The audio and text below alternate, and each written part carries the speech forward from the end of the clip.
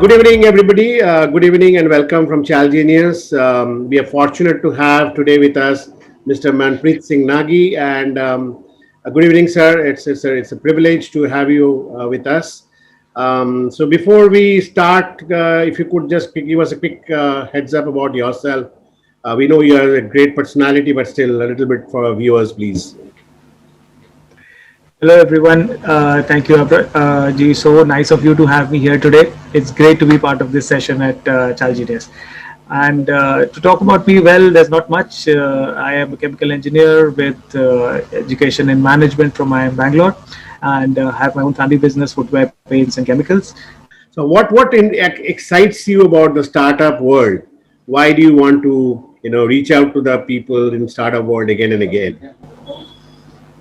It's more like, when we hear this every day. It's not about doing something new, but it's doing the old things differently. It's doing the older things, regenerating them, getting them from a different perspective, thinking out of the box. Even some mundane everyday jobs that are there, startups can really turn those things around. Like nowadays we've got robotics. From my college days, when we used to hear about robotics, it used to be about one robot thinking, and that's what comes to your mind. But in today's times, when you say robotics, there's a software and there's a program, and it's automation of your sales force, it's automation of your inventory, and that's what robotics is about today. So it's very different from what we imagine something and what it turns out to be over a few years of time. So that's what really excites me, and something really that changes your perspective completely. You learn something new every day. It's a learning experience for me, at least. So that's what keeps me going when it comes to startups. Excellent.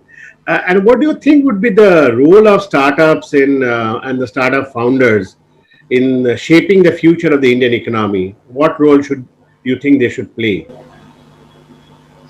I think it all goes down to your gut feeling.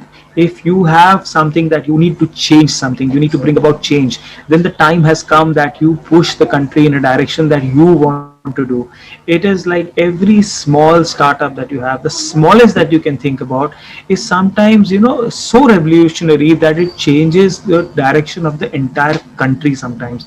When you talk about online sales, and online sales are something that you never imagined until a few decades ago, but that has changed how you shop today. It's something that so small that revolutionized everything.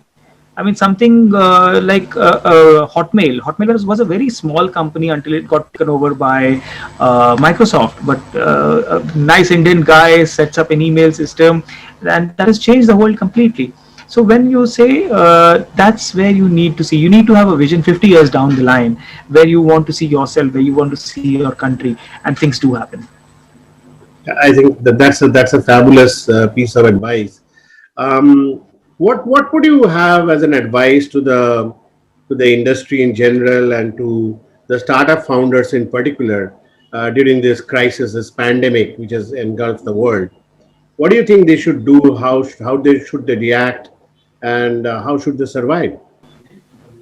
See, the first thing is, I tell every startup that comes to me, or that I hear of, that I meet, is they should be accepting failure. That is the only thing that I tell them, that it is okay to fail. Not necessarily, if you've made something for the first time, you might be the first, you might be the largest, you might be the oldest, but that doesn't mean that you will be successful. That doesn't mean you will change the course of history. And it is okay to fail. Sometimes one thing doesn't work, doesn't matter, it always changes onto something else. I know so many startups that started up with one thing, realized over a period of time that this is really not working out, changed onto something else, and it's a completely different thing. So this is something, be ready to change, be ready to accept the change, and don't be afraid of failure.